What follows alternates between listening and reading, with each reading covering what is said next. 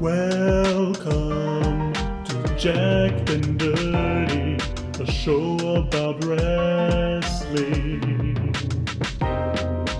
Worldwide Wrestling, RPG, is the game that we're playing. Wrestling, the mobile home, and Johnny Cowboy, and Fresno the Great, and Chester the Ham King will get together to go on adventures. Wrestling. Let me do a couple breathing vocal exercises. Some exercises. Hey, wait, can this be the cold open for the episode? Red leather, yellow leather. Red leather, yellow leather. Red leather, yellow leather.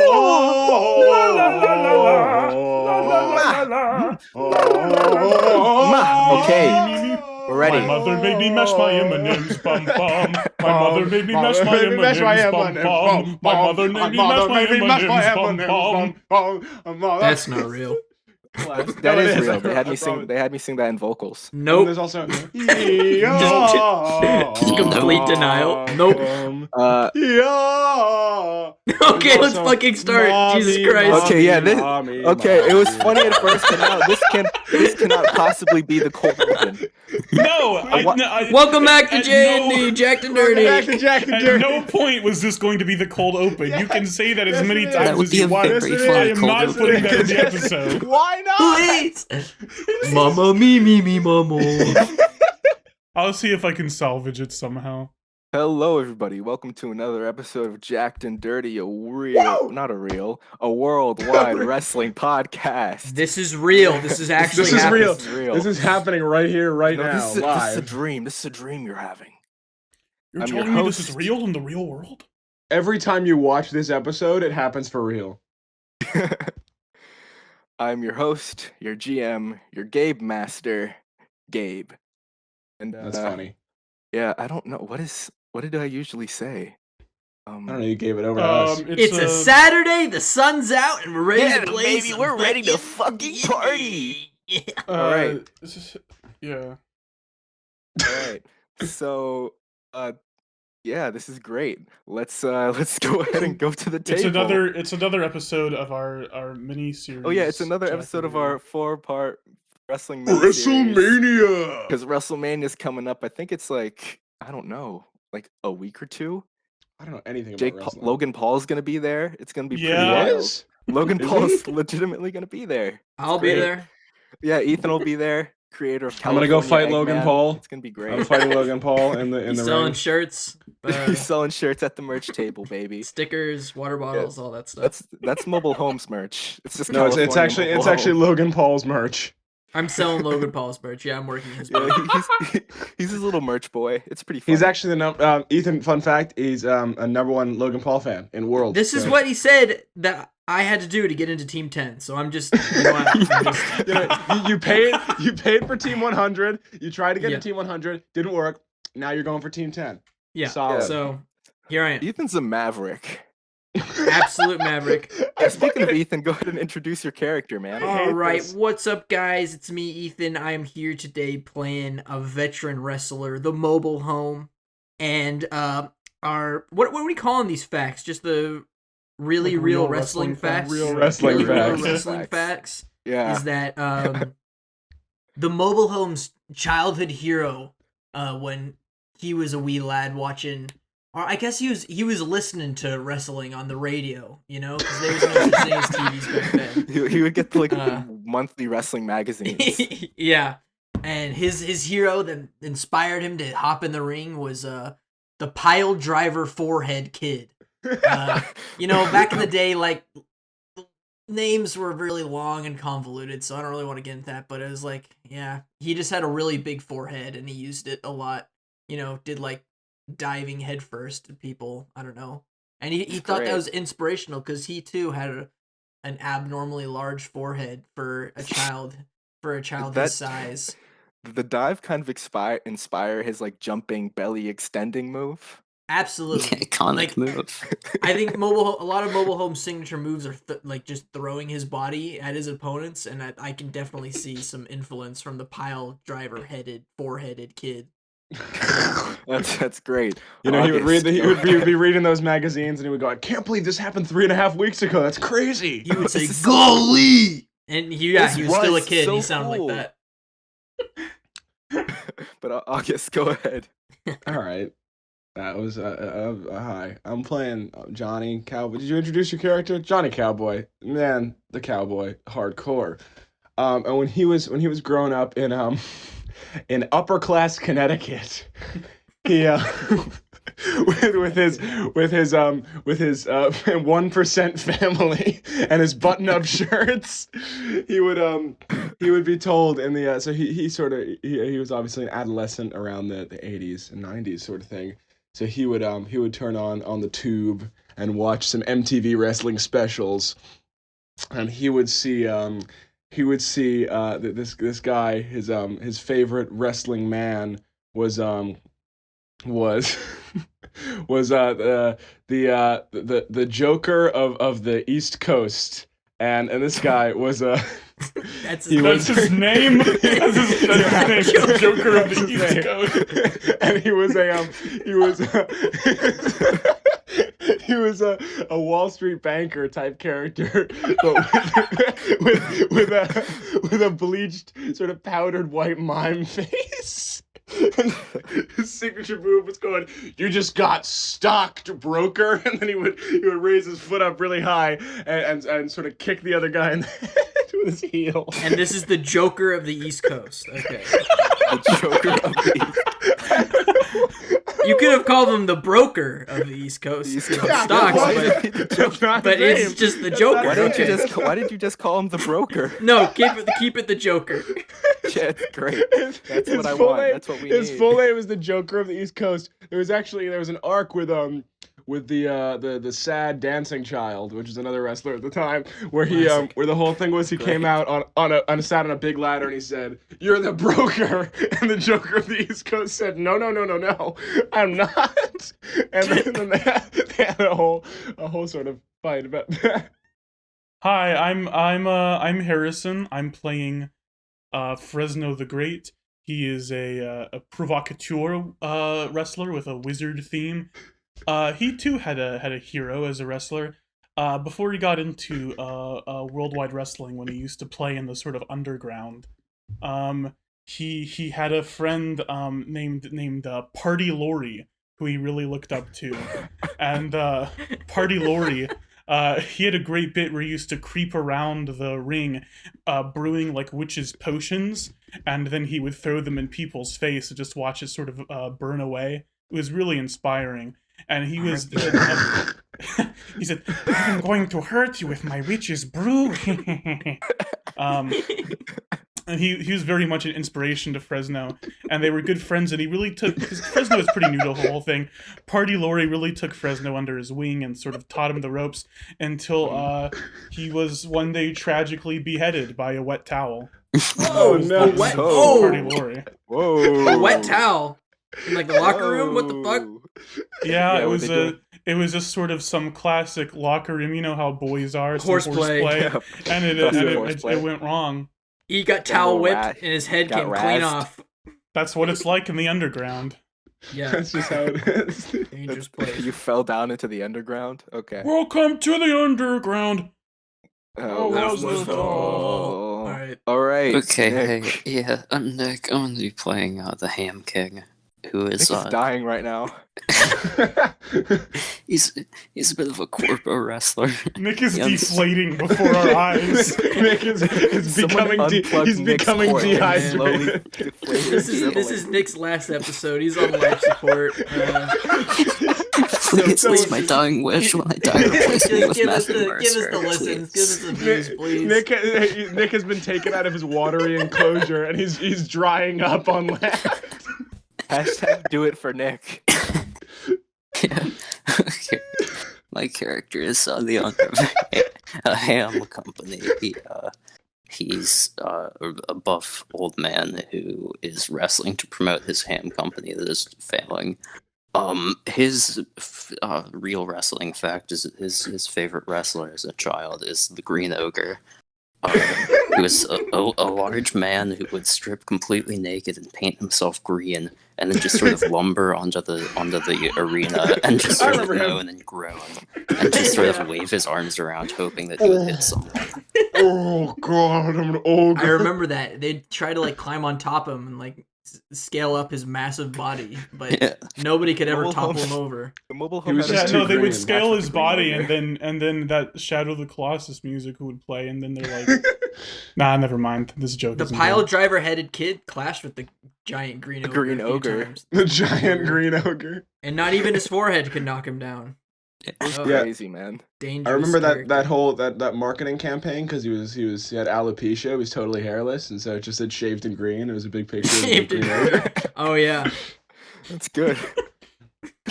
That's called yes and. Thank you very Yeah, much. there's money in this. Maximum Fun Network, what's up? All right, let's do it. Hey, Maximum Fun, pick us up. Hey, Pick Max, us up hey, for a prequel spin-off about the Green Ogre.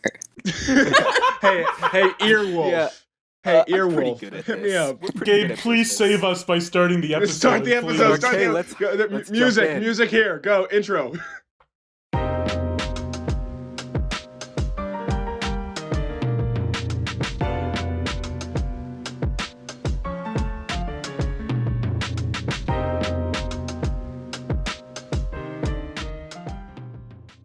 So the ring has erupted into total chaos. Johnny Cowboy Jr., you played a part in one of the biggest wrestling screw jobs in all modern time. You were the driving force in slapping Rescula's jaw off. And then you flipped out of the ring and dove into the shadows. Is there any particular reason why you're hiding right now? Because I had an entire little sort of rolling trolley bar stand just shoved behind the stands here, and I was a little parched, so I'm now sort of in my fold out beach lawn chair, just reclining and having a delightful martini, Negroni. I've got it all, baby. Okay. All right. So you're in these alcove of barricades. Someone is handing you a little umbrella drink. Someone is fanning you with a big leaf. It's pretty Oh. fucking sweet. And within the chaos, you see something fluttering in the air. It looks kind of like a business card. Do you reach out to grab it? What's this? A business card? I better you- grab it. I take out my lasso. I lasso the business card out of the air. So you lasso this business card. It tries to go away from you, but since you're an expert cowboy, you're able to wrangle it to you. Yeah. You look at the first part of the business card. It is this little card. It has this wooden kind of rustic trim. The picture is of a silhouette of a cowboy rearing up on a horse. There is this wooden sign that is wrapped in barbed wire, and it says, Ronnie Cowboy's Saloon, Elsewhere Desert. Yeah, Current- I know that. Turn the card over and it says, meet me in the parking lot after the show. Marigal. So, Fresno the Great, you attempted to use a form of performance art to kind of calm the crowd, and that fucking failed. You kind of ended up tumbling out of the ring, and I feel like at this point, No, I was what would you pushed. be? I was pushed by Homunculad. Yeah, you were quote unquote pushed by Homunculad. Yep. So you tumbled out of the ring. At this point, I feel like what would you be doing? Would you be trying to just go backstage and just leave, or is there something particular Yeah, where you would I wanna do? typically go after the end of the match? I don't know. At the end of the match, you had someone drop a horse on someone. But yeah, I mean, yeah, I think I would just leave. My job here is done. yeah, your job here is done.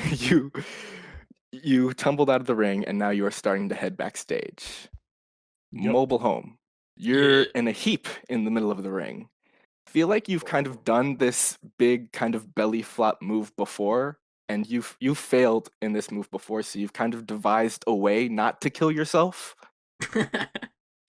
But I will say that as you kind of pull yourself up, your left shoulder is not attached to your body. Oh, my left shoulder. Oh, my left shoulder. Oh. So you're pulling yourself up. You're pulling yourself up to the corner of the ring, dragging this mass of flesh behind you. Do you try to maybe like pop it in? Do you just leave it dangling? What's going on? I'm gonna run. I'm gonna like charge one of the poles on the ring. You know, they're like in each corner. Yeah, the metal like turnbuckle poles. Yeah, I'm gonna go that shoulder first, and I'm just gonna smash my shoulder into that pole to get it back in place. So you pick up your loose shoulder. You go ahead and do a full football charge into one of the metal posts of the ring, and you hear the Flintstones run. And then you hear What the fuck was that laugh? It's funny. you hear a gross wet pop. I Your just shoulder heard a is gross wet back. pop from over Your there. shoulder is okay. Back You to look- normal, baby. You look into the middle of the ring and you see something not too great. a you see the- quarter. You see the body of Resula. Quarter. Oh The my! back of his Resula. head and his spine are concaved. They are flattened. His arms are bent and jutting in all sorts of directions. Hell yeah. He is in a pool, face first, in a pool of his own blood. It is seeping through the ring. It is this gross, thick, inky black, just liquid. And coming from his anus that has been prolapsed by Fresno are three. When did I prolapse it? You stuck your hand up his ass and then yanked it out. I didn't yeah, yank his it. ass- Nowhere did I say I yanked it out. You yanked it out.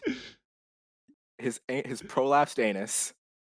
3 disgusting wet strings of organs are stretched out of his Thick body. ropes of And- organ. As This thick is ropes of organs horrifying. are stretched out of his body and are dangling on the skirts of the ring. Oh, And then you Uh, begin to hear these awful, awful noises. It's what like- is it? This like wet grinding and cracking. And it's like meat like slapping. You hear his organs start to pull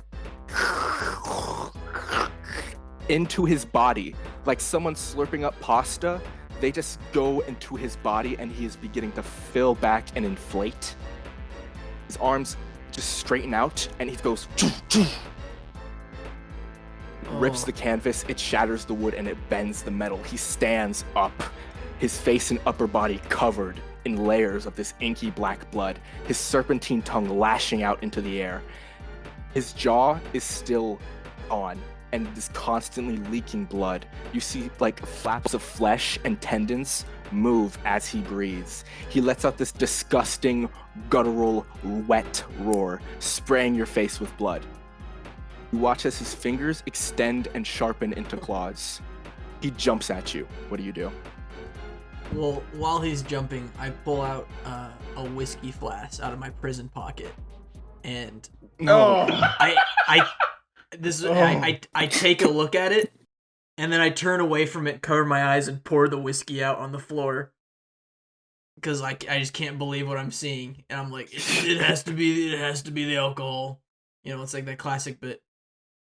All right, so after Mobile Home pours out his whiskey for a little comedic bit, he prepares to like grab Resula and throw him over his head, sort of like taking advantage of the force, of like a it. judo type flip. Yeah. So he's Right, gonna roll work for me. Okay. And is that just one? One 2d6 plus 2d6. the It's 2d6, okay? Oh, plus I your got work plus stat. 2 work. Oh, that's a 11. Oh yeah, describe what you do. All right, so I grab him by his breasts, his hunky wrestler breasts. His super tight fucking Yeah, ripped chest. I dig my breasts. fingers into him, and I sort of roll on my rotund back like a fucking seesaw. I don't know. What are those things called? A rocking horse. That not a seesaw. Yeah. A rocking horse. I rock back, and I sort of just throw him behind me into whatever is behind me. So I would like to think so. You're kind of in the middle of the ring, you kind of moved forward. So you throw him into the ropes, and he just bounces off, and he lands into the ground. He picks himself up. And Johnny, speaking of rocking horses, you just saw a monster come to life. What are you doing? So I say, this is crazier than the time I was out in the desert and elsewhere, and I saw a coyote stand up on its hind legs and say, Johnny, I hold a great disdain and disappointment in my heart for people like you. Now, I feel like that was a message from my father, and I speak that out to no one and then face plant directly into the concrete, and that is what I do. Excellent. So, What the fuck? mobile home. Resula stands up and he just like with a big growl turns his head to you and he attempts to grab you by your head and snap your neck. Jesus. Oh my god. What are you gonna try to do? I'm gonna grab his head and try to snap it first.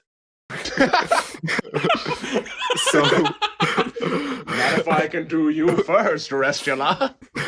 so Fresno, you're making your way through Gorilla. It is a panic. Mhm. Not only did their biggest moneymaker lose, a literal monster is on the loose, and oh, I forgot to mention, their newest signing is fucking missing. You see you see kind of this corporate kind of entity, I guess, go up to you and says, Fresno, holy shit, man, this isn't fucking good. He points to the screen and you watch. As soon as Mobile Home puts his hands backwards to grab Resula's neck, Resula turns into a giant swarm of bats. Oh To fuck. begin. These Oh, bats no. are also jawless. They are surging and undulating throughout the ring and begin to rip through the entrance ramp. They are leaking and spraying blood like this heavy metal thunderstorm. And they go into Gorilla, and you see as they kind of condense on top of a table, and you see Resula there. You watch as he's lower jaw, vein by vein, bone by bone, tendon by tendon, slowly reform. And he lunges at you. I say, oh, hey, Rusula, I feel like we settled this part of the plot line last episode, but okay. I make like a bullet for my tent. Make a bullet for your tent? I make makes like like a a bullet for bullet. my tent. Oh, you make like a bullet for your I tent. made this He for my makes like tent. A bullet. Yeah. I make So a you are- bullet for my tent. So you're running through the arena. Resula is charging at you. He is ripping through the walls, Mhm. spraying blood, lashing his tongue, and then bam! He is stopped. You turn and see Brick House, this almost 10-foot tall behemoth of pure muscle, whose head is shaped oddly like a brick house. Kind of just move her arms and put him in a full Nelson. He is lashing and biting and screaming, but she is not moving an inch. He is Okay, slowly giving. I say, hold him right there. Brickhouse, I got this. Don't you worry. I run to my tent. I go to my vanishing cabinet, which I use for my signature finisher. Mhm. But obviously that's like wizard showmanship. That's not real. I couldn't use that on a real opponent. But I open Mhm. it up, and like Django, the original Django, not the Quentin Tarantino Django, within this vanishing cabinet is my signature wizard's Gatling gun. And I grab it and I run back out. I say, "Stand down, Resula!" he is slowly but like a feral dog that has just been caught by the dog catchers. He is slowly but surely starting to pacify. He is breathing heavily, and you see Ophelia come from behind Brickhouse. She puts her hand on Resula's cheek and says, I know how to fix this. You see the scroll of Homunculad kind of like flow in the wind, and he puts his flat thumb into his mouth and like a Looney Tune blows and pops up. He is a bit cracked and wrinkly, but he's okay. Cracked and wrinkled. They should iron him. Can we Yeah, have they an should- Sequel to ironing Shaved and homunculad Green. or cracked and wrinkly? Oh my So God. Brickhouse lets go of Resula, and he puts his arm around Homunculad and begins to walk past you. As he walks past you, he stares. His eyes are cold and dead. And he walks into the shadows. Chester, you Oh, are yeah. sitting in the back of this vehicle. The only light you can get is the occasional street lamp and the slight stream of moonlight. Your hands are zip tied together, but you are able to muscle your way out and catch a live stream of the ending of the match from your phone. That is when you said, "Wow, real wrestling." And you are quickly Classic knocked. phrase. You are quickly knocked out by a large metal object. Pong. You come to consciousness again. Roll a d6 for me. All right. 6. You open your eyes for about 6 seconds, but then you reflectively close them. You were able to kind of catch this bright light through this cross-stitching of the cross over your face, the cloth over your face, but it felt like as soon as you opened your eyes, salt was being poured into them. Ooh. You got salt eye. You are absurdly cold. You are constantly shivering and you are starting to go numb. The only form of warmth you can feel is like on the inside of your hands and feet. Ugh. You can tell that you're in like a metal kind of barber's like chair. It has armrests and footrests, and you can kind of recognize that this is from your expertise in ham business. You can recognize the droning of a large AC unit, and you can kind of extrapolate that you're in maybe some kind of butchery or freezer. You hear figures move throughout the room, and you feel a slight warmth at the side of your face, and then you The hear this warmth of ham. metallic shifting sound, and it feels like your head is about to get crushed. That's what it sounds like, but it doesn't. The cloth is taken away from your face, but it sticks. It is stuck to your face. As they pull the cloth, it is peeling and pulling your skin. And you kind of realize that the reason it's doing that is because this rag was soaked in ocean water. And you look down. You look down. You're in this metallic chair, and you notice that in between your knuckles and in between the webs of your feet are large metal fish hooks that are connected to these lines that are connected to this metal chair. You look around and you see that you're in a stainless steel room with tiled floors. In the middle, there are 3 grates, and there are 8 workstations that are filled with tools, mostly knives, scalpels, tweezers. On the back, there are 3 fish tanks. One just filled to the brim with these silverfish, one filled with an absurd amount of crabs, and one with this 4-foot-long, wrinkly, discolored octopus or squid. You can't really tell. Wait, silverfish or silverfish? Silver fish that are silver. Okay. I also want to mention the fact that this place is covered in blood. Covered in an absurd amount of blood. There is fish, gore, and viscera all across this room. Buckets of chum are knocked over.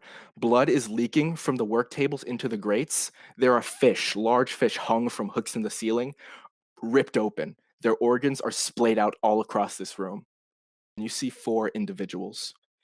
You see in the back with an apron, like cutting open this large fish, is someone in like a 19th century deep diver's costume, but the bottom of their helmet is mangled to look like these jaws, and they have a lantern coming from the top of their head. The person that took off this cloth was an extremely large man in red body armor. One hand is this mechanical claw.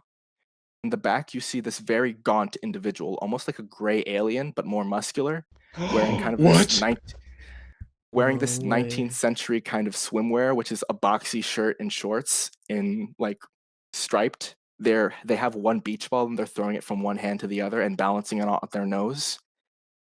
In the center, there is this translucent, sparkly individual. Their skin is one uniform texture. They have no sort of facial features. Their suit they're wearing is the same texture as their skin, kind of implying that it's a suit made of their flesh. They have a long cape. They look to you and say, mate, oh man, I'm so sorry about this. This wasn't meant to go too far, huh? This is a bit too far. What? What? Huh? So, this was kind of meant to be more of a stage sort of thing. I mean, how do I explain this? My name is Manowar. This is my associate anglerfish, crab, and dolphin. We're the fish. Mate, this was supposed to be more of like a stage thing, but oh man, I went carried away, didn't I? Oh man, I mean, So you wanna say something, man? you guys are like fish themed. That's cool. I'm more of Yeah. a ham guy myself. I'm not a Yeah, big I'm- seafood guy. Yeah, that's why I thought it was kind of convenient. Like the way you looked and the way you screamed, it was perfect. It was evocative. It was savage. It was what I needed. So, it was supposed to be a stage kidnapping, but I guess technically, since we moved you from one place to another and performed life-altering surgeries on you, technically, it's a real What? kidnapping. What? Huh? What? Huh? What? Huh?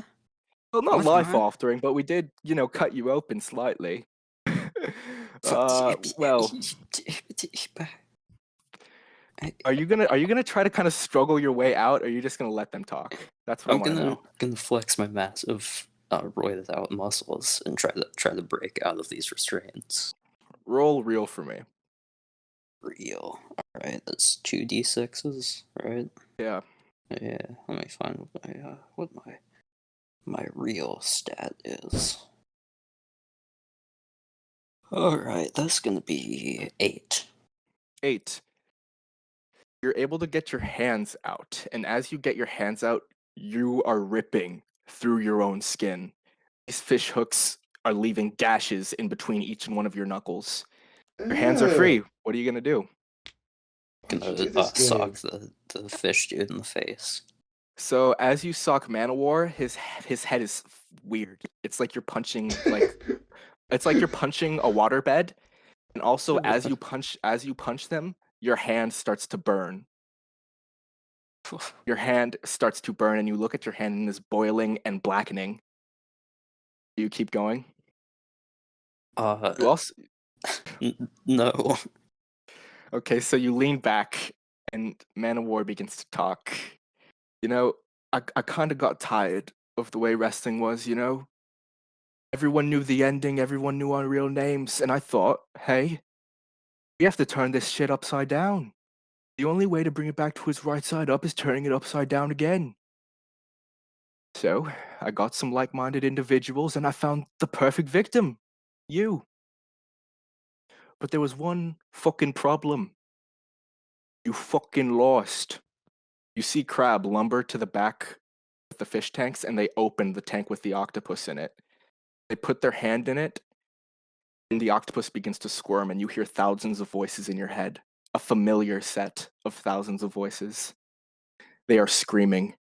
They are screaming and your head is like shattering until you hear one thing. I didn't know what handball was. I was bluffing. Crab lifts up their riot mask and begins to eat them. Slowly. Oh. They are biting and chewing and chewing and slurping. You hear this familiar screaming. And as these last few tentacles are dangling in his mouth, you hear, "Oh, remember me." He slurps it up like spaghetti. I'm just trying to promote my ham business. I don't. This is gonna be perfect. This is perfect. Now it's gonna be you and me in the tournament, mate. And I'm gonna gut you live on television. It's not that serious as wrestling. I'm gonna gut you live on television, and I'm gonna bring wrestling back to its proper order. I'm gonna gut you like a ham. I'm gonna gut you like a fish and see your ham-like insides come out. I'm really not that invested in wrestling. I'm just a ham CEO. Anglerfish has finished cutting open this fish and has cut off their head and begin to take all the head's insides, and they go up to you and silently place it over your head. You feel these hands go against your chest. And I think you're so roided up that it doesn't really hurt, but you can smell the burning of your own flesh. You can feel it bubbling and boiling and blackening. And the poison is seeping into your skin and into your bloodstream, and you fall unconscious. Okay. You wake Alright. up. You wake up in the darkness. Your head is cold and wet. You are suffocating. You cannot breathe. What are you gonna do? I'm gonna scream probably. That's the first thing I'd do. You scream, and it is muffled by something that is over your head. I'm gonna tear the thing off my head if I can. So you reach upwards and you rip this fish head off your head. Your face is covered in blood, and you look down and you see two black handprints on your chest. Conveniently, you look at your watch, and the show is officially it's over, and people have kind of separated into search parties looking for you. And you see the mobile home, Fresno the Great, and Johnny Cowboy come to the back and find your body. Find you sitting in this dark parking lot in a puddle of blood and salt water. Can I just do like a big cartoon dog lick, like on my entire face, and say, it tastes like pennies. Yeah, you do that exactly. It's great. Yeah. So what do you guys do as you see this large old man lick the I blood off his face with handprints on his chest? Fresno immediately vomits. Do you guys say anything to Do you guys say anything to Chester, who has been missing for hours and has just appeared with black handprints on his chest? I He's say, you dead. smell like some good pussy. Wow. Just another Saturday in the ring. Now this looks like he was touched by some sort of devil of the forest, like some kind of thing with burning hands. This is what I know. It's got like handprints that go black on your skin, but not normally. They're like kind of like fire and then hit the concrete. Just bam. Yeah, sure. Mobile home. When this happens, you realize, yeah, this is just another day in the business. You head to the arena bar. It's a somewhat generic sports bar with an extremely large selection of alcoholic beverages. Your dogs, which are kept in a designated area in the arena, are sitting by your feet, and your friends are sitting alongside you, and you're all swapping stories. Sitting and along drinking, you. sitting alongside you on other bar stools like normal people, and you guys are just talking and swapping stories. Tell us a good mobile home story, Ethan. Alright, I gotta tell you about my dogs. And I gotta tell you about my dog's dogs. What were your dogs called? That shit's so funny. What was it? What were my dogs called? It was What were you Squeakers and calling Blop Blop. One of them was Blop Blop. Squeakers and Blop Squeakers Blop. and Blop Blop. Squeakers and Blop Blop. That was so fucking good. Now you may be wondering why Squeakers and Blop Blop have two Chicago hot dogs taped to both sides of their bodies. No, it's because back in the day I used to wrestle a lot, and I had a craving for dogs, you know? Dogs of both kinds. Not to eat, of course, the living ones, but to eat the hot dogs. So there would be moments where I wanted to snuggle with my dogs after a wrestling match, or there was a time where I just wanted to slam down some Chicago-style hot dogs.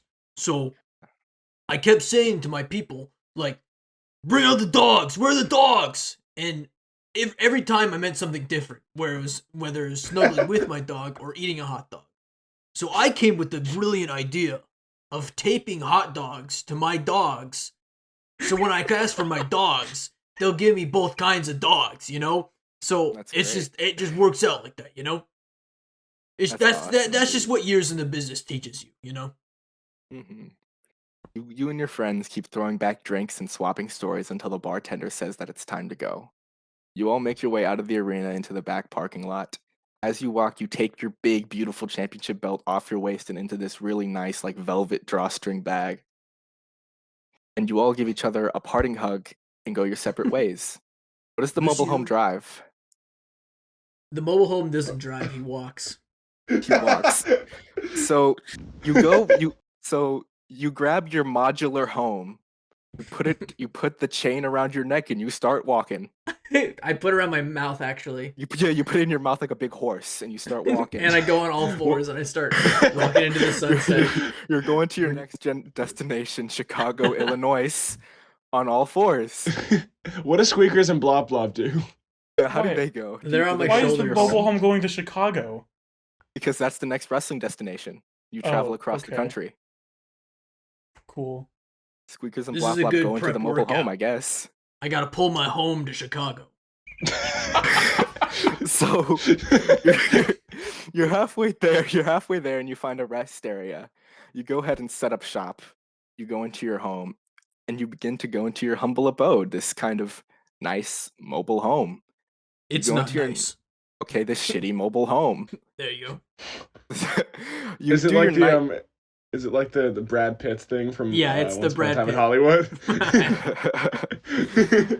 You do your nightly routine of icing your joints, taking your multivitamins, and you go and get yourself a well-deserved rest Oh. until you hear the opening notes to Margaritaville come from your phone. Quietly. It plays through the entire song, and then it plays again, slightly louder. And then again, and then again, and again, and again, and again, and again, until your Stop it. entire home is shaking. Your phone should not possibly be able to be this loud, but your home is shaking and your head is splitting. My ears. And then it Turn into stops. Paul Venus. Oh. Paul Venus came in for a second. You get a message. You get a message on your phone from an unknown caller, and it says, "That was nice. I No, hope you it didn't wasn't." mind. I hope you didn't mind me interrupting your circle jerk. I have a delivery for you tomorrow. Good night. Hugs and kisses. 4C1D."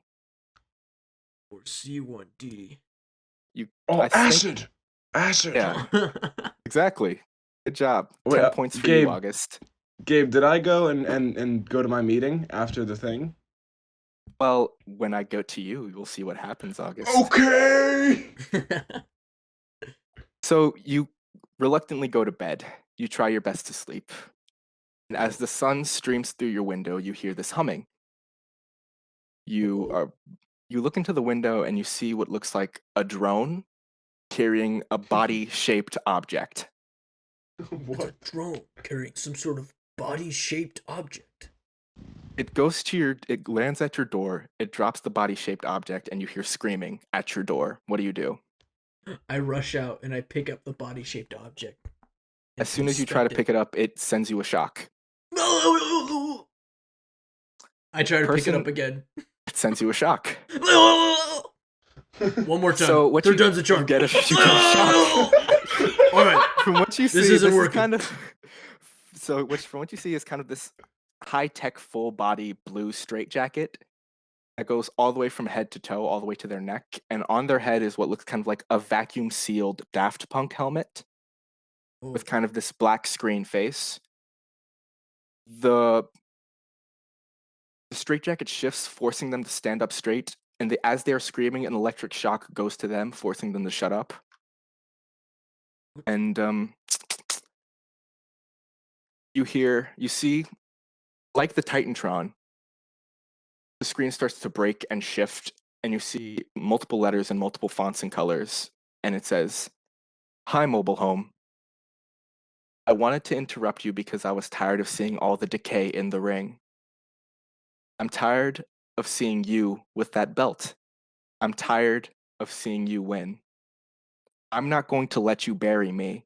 And on the screen, you see like this fast forward clips of you beating up younger talent. Ding, ding, ding, mobile home, you hold the belt.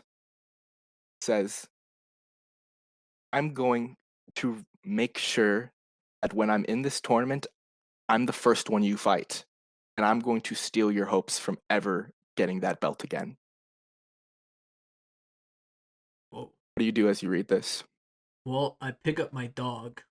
One dog. Which And then one? What was fuck? What are the names? Assume Squeakers or both. Blop Blop? Squeakers and Plop Plop. Hold on, let me make a note of that.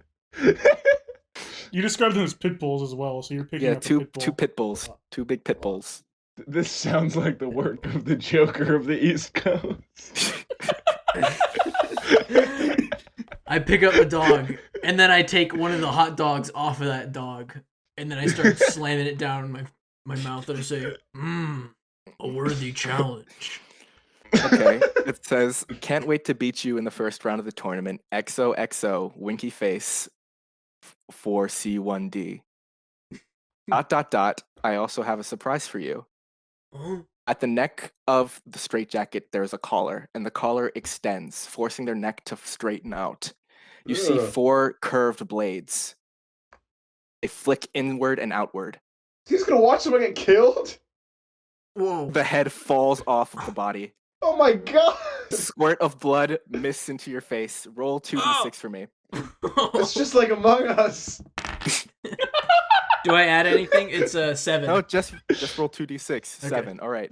You see as the screen cracks as it hits the ground, you also see it go to your Twitter account. It posts pictures of your mobile home. It posts pictures of your car. It puts like He doesn't have a word-by-word car. descriptions. Okay, it puts pictures of your mobile home. It gives a description of you perfectly. It gives you pictures, and then it gives your current location. You have been doxxed. You have 7 minutes. You have a body in front of you. You have 7 minutes. What are you gonna do? All right, I throw Before the you are body in the swarmed mobile with home. fans. I throw the body in the mobile home. I rear up. I start rearing up like I'm a charging bull, and I Do you run over to the whinny? mobile home and I grab the chains and I start running for the hills. Do you whinny like a horse? Great. Yeah, I win like go. Great. You put your fingerprints on the body. That's awesome, dude. So I grabbed it with my thighs, actually. thigh prints are on the body. Congratulations. And now you have a Alright. body in your mobile home. Johnny Cowboy Jr., you're walking into the parking lot and you see your childhood friend, Marigal. She is the woman in the 80s workout costume that I mentioned earlier. Her massive curly hair is pulled back in a neon scrunchie and she slaps the side of her red pickup truck. Says, "Come on, Johnny. I'm taking you home." So despite the fact that I pass out all the time, I'm so out of my mind. I haven't slept properly in like 8 days. I'm Yeah. like, oh my god, the Joker of the East Coast, is that you? Oh my god! Get down I on guess- my knees, I start waving my hands wildly above my head. Ooga woo! Oh my god! I love this. I'm big into this character trait of you fainting all of a sudden. I'm not She gets- fainting. It's just going, it's really you, the Joker of the East Coast. It's really you. It's Yes, like in Johnny. a movie when a character sees someone as like a chicken leg when they're hungry. It's like that. When I see her as the Joker of the East Coast. So she speaks, but I guess it's in this very Joker-like voice. I guess, And the 'cause Joker of that's the what East you Coast hear. he talks like a Wall Street banker.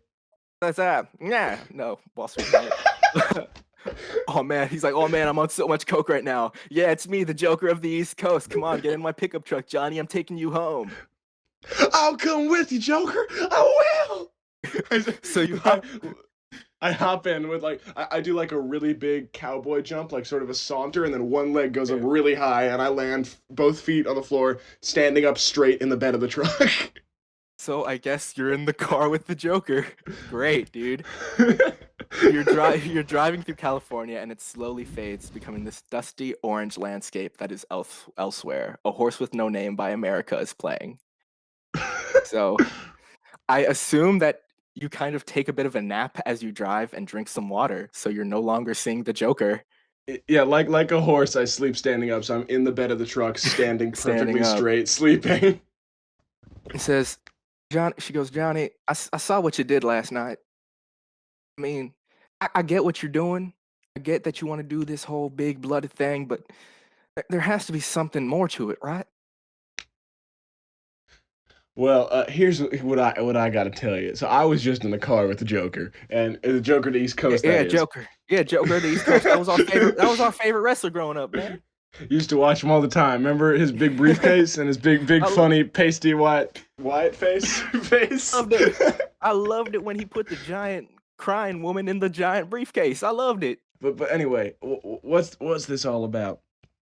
Now, I'm ever since I was a little boy, you know this, Dolly. It's Marigold, but yeah, you get Marigold Dolly. That's what I always call you. You know, Yeah. ever since I was a little boy, just 6 years old in the in the elsewhere desert, in parts unknown, I always thought about dropping things from high up and showing people who's boss and taking down the establishment and slitting open those pig dogs that support the capitalist movement, you know. Yeah, but you're not and you're I, not doing that, Johnny. You're literally just hitting people. that is the case, but some people make a difference with a checkbook. Some people make a difference with a dog and a pony show, and some people make a difference with a fist. A fist that connects with another fist that happens to be up the anus and out the mouth of a big Dracula-like character. All right? He goes, And that's just how the world works, Dolly Marigold, Marilyn. I guess that is how it works, but I'm gonna show you a different way, Johnny. She gives you the predator high five. It's pretty badass. So I haven't washed my hands since last night. I know, Johnny. That's kind of your whole thing. Yeah, so in the distance you see this kind of rundown wooden building, and on it you see, hanging in a bramble of barbed wire, Ronnie Cowboy Saloon. You walk in and it is very much like this burly, like biker type bar, but also this kind of iconic Wild West bar.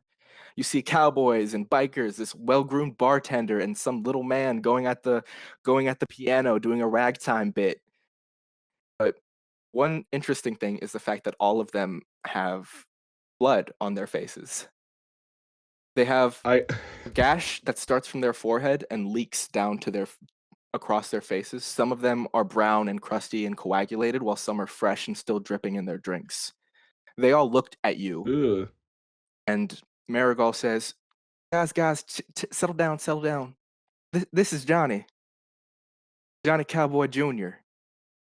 The crowd welcomes you in with open arms, and this burly biker type goes up and says, Johnny, your uncle's gonna want to see you in the sin bin.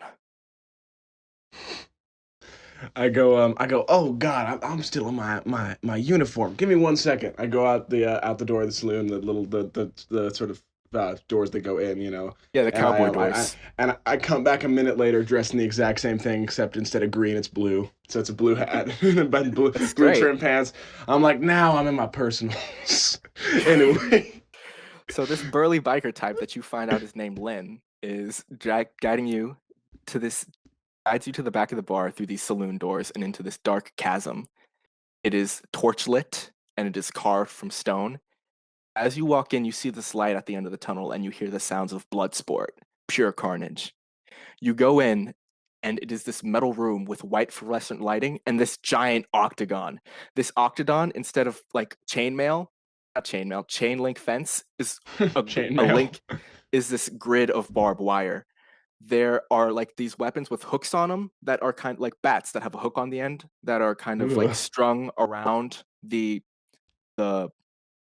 around the cage, like so you can just walk in and pick up a weapon.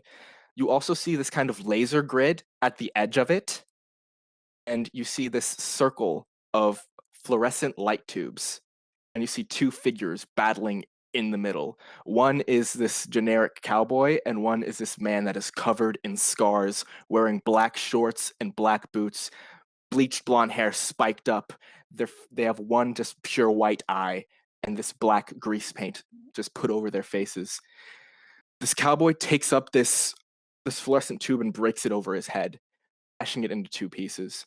He picks up another and attempts to bash him again, but this person in the black shorts, they jump out of the way, jump over the laser fence, and kind of run across the barbed wire and pick up these garden shears. As the cowboy tries to bash him over again, they open the garden shears and cut the tube in half, catching the broken piece and doing a downward slash on the cowboy. The cowboy leans back, and the person in the shorts grabs the other piece, does a spinning slash, flips the fluorescent tube so they're holding the sharp ends, and bashes the cowboy in the head, and they fall to the ground. The person in the shorts begins to pick up fluorescent tubes, pile them up, and then they jump into it, crashing in an explosion of glass and fluorescent powder. He picks up the cowboy who is bleeding from the face, and pats him on the back and lets him go. You see this man in a wheelchair, this very country folksy looking man in a wheelchair go, "Wee doggy, that's the type of shit I like." He turns over to you. He's in a wheelchair. "Johnny, did you see that shit? That was Khan, my biggest and best. Now you are here, nephew." I can't believe this is gonna be good. I can't believe you got Sting to fight in the pit. That's crazy. I literally I said can't Khan. believe you got. I love David Lynch's Dune. You know that, Uncle. You know how much I love David. And Fader Elf was my favorite character, and you got Sting. I'm clapping and I'm so happy. I'm so happy. I'm clapping and just thinking about Sting. You are put in the sin bin, and you begin to have a match with Khan. It is this hardcore, bloody brawl. And as you go in, something clicks in your head. The reason why you do this, the euphoria, a feeling of hot blood on your skin, the sound of breaking glass, and the looks on the faces of a squeamish crowd. Squeamish crowd. A squeamish crowd. Yeah. And you kind of click where it's like, this is an art form. This is what I do. And you fucking kill it. You take the fucking house down. You are bleeding across your face, and you are immediately led into the sin bin, embraced by your family, and embraced by everyone else. It feels awful because a lot of them are covered in glass, but like emotionally, it's really fucking great. You're sitting at the bar. You're having a drink. Blood is getting into your drink. What are you drinking? Blood, but like Yeah, pig's blood. You're drinking blood, and blood is dripping into your blood. I'm drinking pig's blood. Pig's blood. Your human blood is dripping into your pig's blood. Awesome. Oh, God damn it. Uncle, my human blood's dripping into my pig's blood again. You hear the doors crash open, and you see someone. This 7-foot tall, ripped woman. She is orcish. She has green skin, tusked teeth, and shoulder-length hair. She is wearing a baggy sweatsuit. You're just gonna drop sweatsuit. the fact that she's orcish? Yeah, yeah, she's orcish, you know. The first episode literally had a tentacle monster in it. I don't care. You're just gonna be like, you know, a real world thing. She's orcish. You literally were in a giant. You're literally in a giant blood pit with a cowboy blood cult, dude. Stop crying. And then a tiefling bard walks in.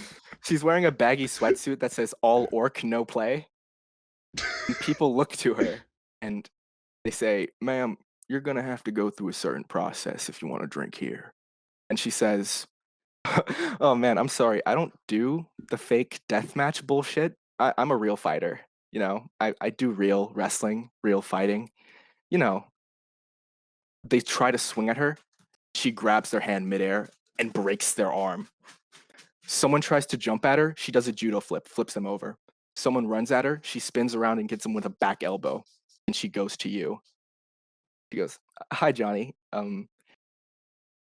I've done some research on you, and I'm sure you don't need to do a lot of research on me. I'm a Yezere Balare, 25-time real-world fighting champion, 5-time gold medal Olympic winner, and the woman that is going to rip you apart in the next tournament." She goes to the bartender. Are you orcish? Excuse She me, are goes you to the bartender. orcish? She goes to the Excuse bartender. me. She takes out her wallet and she takes out this black credit card and she hands it to the bartender. He says, "Pay the tab." The bartender says, "Which tab, miss?" She takes off her sunglasses and says, "All of them." Oh, what a twist!